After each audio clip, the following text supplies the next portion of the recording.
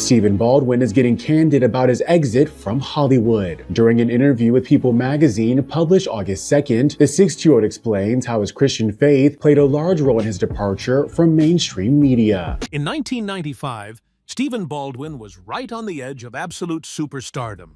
Fresh off the massive Oscar-winning success of The Usual Suspects, he wasn't just one of the Baldwin brothers. He was genuinely being talked about as Hollywood's next major leading man. He had the hype, the momentum, and the whole industry handed to him on a silver platter. And then, he just vanished. For over 2 decades, everyone just assumed his career quietly fizzled out. But now, he's finally setting the record straight. And the unbelievable, crazy personal truth behind why he walked away from mega fame is way stranger and way more unexpected than anyone guessed. The actor who had it all. Let's rewind for a second, because if you're under 30, no shade to you, but you might only know Stephen Baldwin as one of the Baldwin brothers, or as Hailey Bieber's dad. But back in the day, this man was on fire. In 1995, Stephen starred in The Usual Suspects, alongside Kevin Spacey, Gabriel Byrne, and Benicio del Toro. The film won 2 Academy Awards, became an instant cult classic, and put every actor in that cast on Hollywood's radar. Stephen wasn't just along for the ride either. He was genuinely being talked about as the next big leading man. He followed that up with roles in comedies like Biodome, and by the late 90s and early 2000s, he was still a working, bankable actor. He wasn't washed up.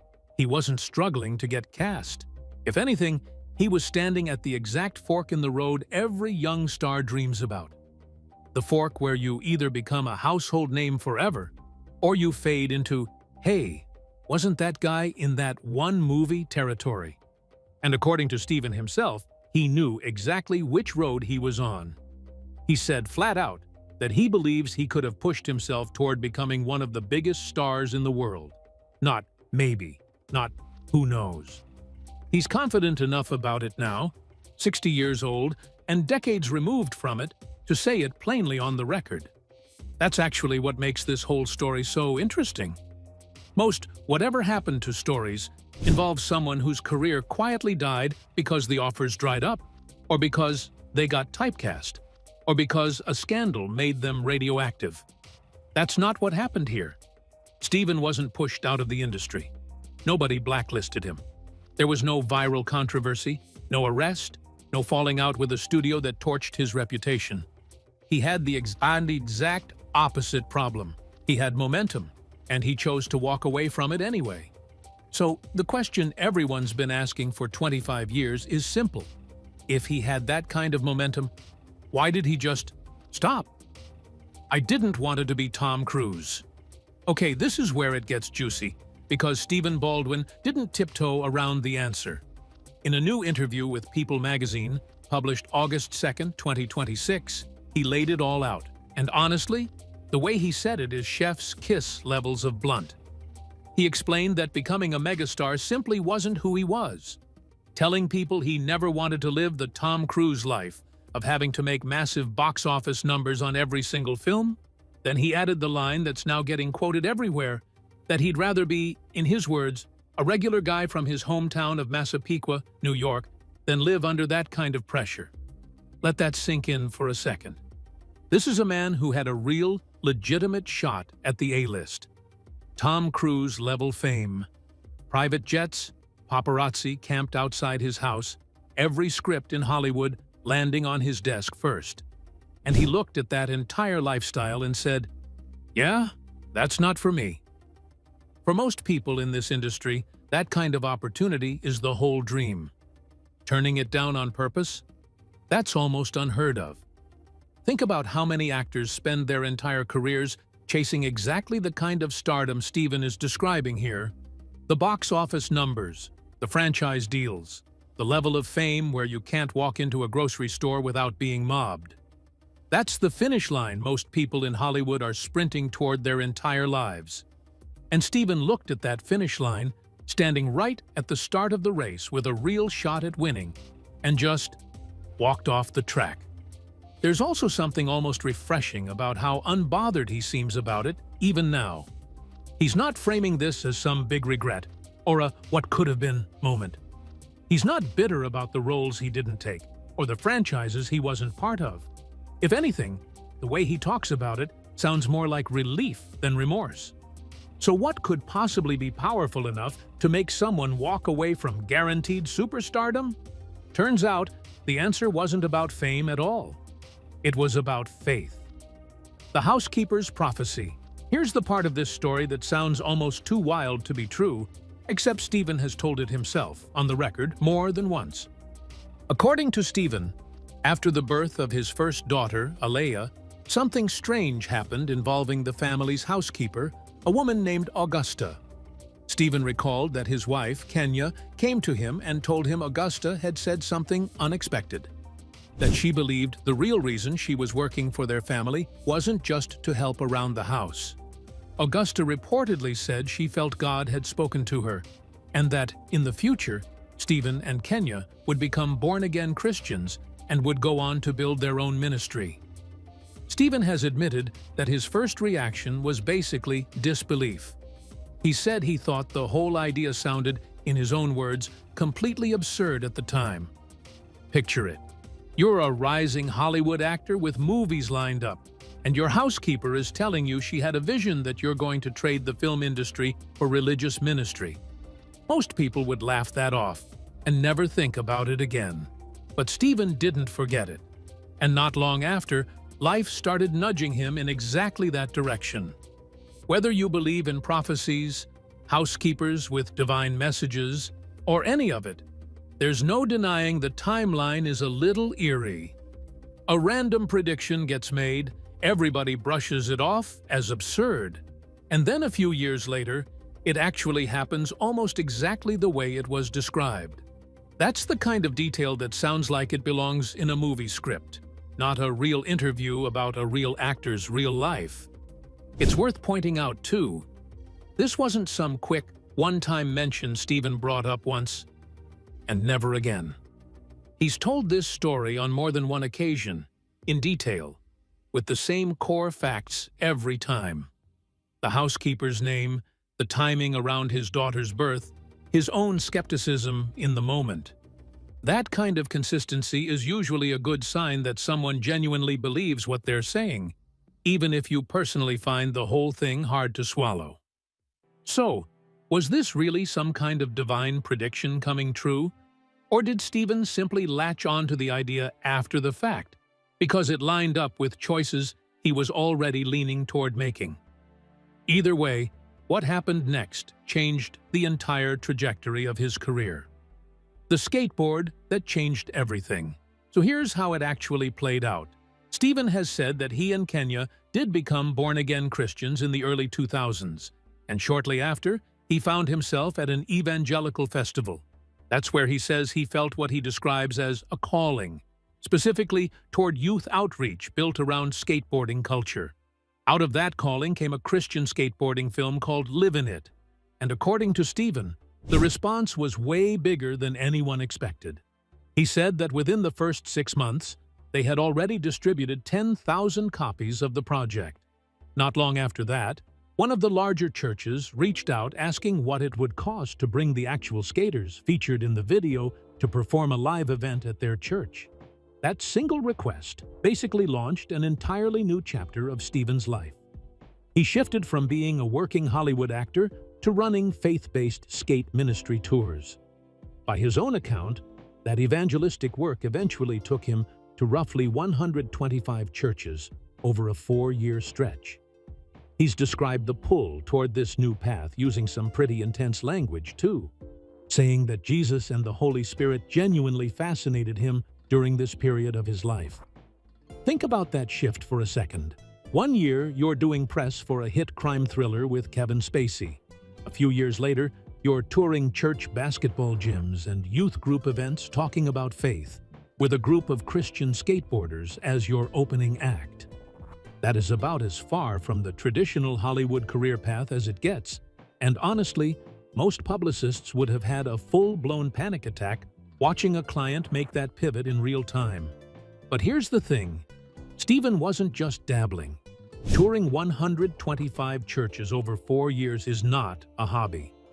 That's a full, structured, demanding schedule, the kind of grind most people only put into an actual career. He essentially built an entire second career from scratch, in an industry with zero overlap to the one he left behind. And by his own telling, he threw himself into it just as hard, if not harder, than he ever threw himself into acting. It also explains something that a lot of fans genuinely didn't understand for years: why Steven kept showing up in interviews talking about faith instead of talking about his next project. People assumed it was just a phase, or a PR angle, or something he'd eventually walk back once the ministry buzz died down. 20-plus years later, it clearly wasn't a phase. So did walking away from the spotlight mean Steven gave up acting completely? Or was there more nuance to the story? He never fully left, he just stopped chasing it. Here's something that tends to get lost in the Stephen Baldwin disappeared narrative. He didn't actually vanish from acting entirely. He's continued to pop up in television and film projects here and there over the years. What changed wasn't his willingness to work. What changed was his willingness to chase the next big blockbuster. The next award season buzz role. The next thing that would push him toward that Tom Cruise-level fame he specifically said he didn't want.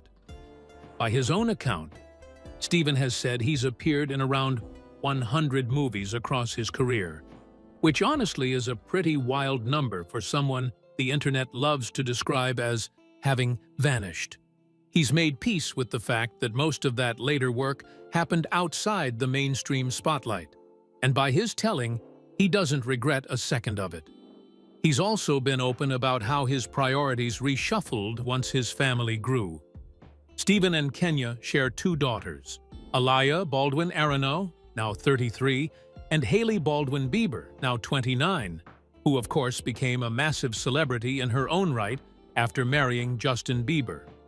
Steven has said that once his second daughter was born, he didn't want to be away on film sets constantly, and that he felt a stronger pull to just be present at home.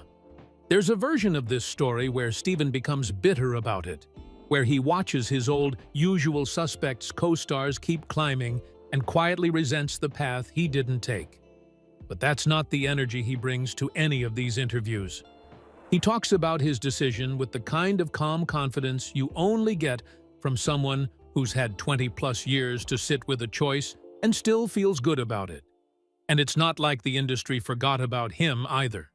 He's still recognized everywhere he goes, largely thanks to The Usual Suspects holding up as an all-time classic. And thanks to his daughter Hailey becoming one of the most talked-about young women in entertainment. In a weird way, Steven gets to experience Hollywood's orbit from a comfortable distance, close enough to still be part of the conversation, far enough away that he never has to live inside the pressure cooker he specifically avoided. So while headlines love to frame this as some big mysterious disappearance, the real story, according to Steven, is way less dramatic and honestly kind of wholesome. He found something he valued more than fame, and he chose it on purpose, over and over again, for over 2 decades straight. But is it really that simple? Or is there something deeper going on here? The grandpa era. Fast forward to today, and Stephen Baldwin's life looks almost nothing like the trajectory people expected back when The Usual Suspects came out. At 60 years old, he's not chasing box office numbers. He's a grandfather. Aliyah and her husband, Andrew Arano, have a daughter named Iris L. Arano, who is now 5. And Hailey and Justin Bieber welcomed a son, Jack Blues Bieber, who is now 2. Steven has spoken about how blessed he feels at this stage of life, saying he's had an incredible run, and he's only 60, with plenty of life left to enjoy it. He's also credited his wife as a huge, stabilizing force through all of this. Steven has described Kenya as his anchor, and his faith as what he calls his rock. It's a far cry from the image most people probably still have of him. 20-something Stephen Baldwin at a 90s movie premiere, surrounded by flashing cameras and buzz about his next big role.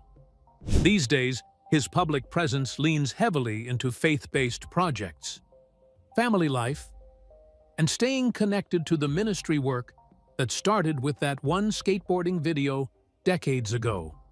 He's not hiding. He's not in some kind of Hollywood exile. He simply built a completely different life on purpose. And by his own account, he's genuinely happy with how it turned out. And honestly, when you zoom out and look at the whole picture, it's kind of remarkable how consistent this man has been. He said in the interview that he'd already done around 100 movies, made more money than he ever imagined he would, and found a marriage he clearly still speaks about with a ton of affection. By almost any measure, that's a full, successful life. It just doesn't look like the version of successful Hollywood usually sells. So after everything, the fame he turned down, the ministry he built, the family he prioritized, what's the real takeaway here? Why this choice stunned everyone? Here's why this particular story has been blowing up online since the interview dropped.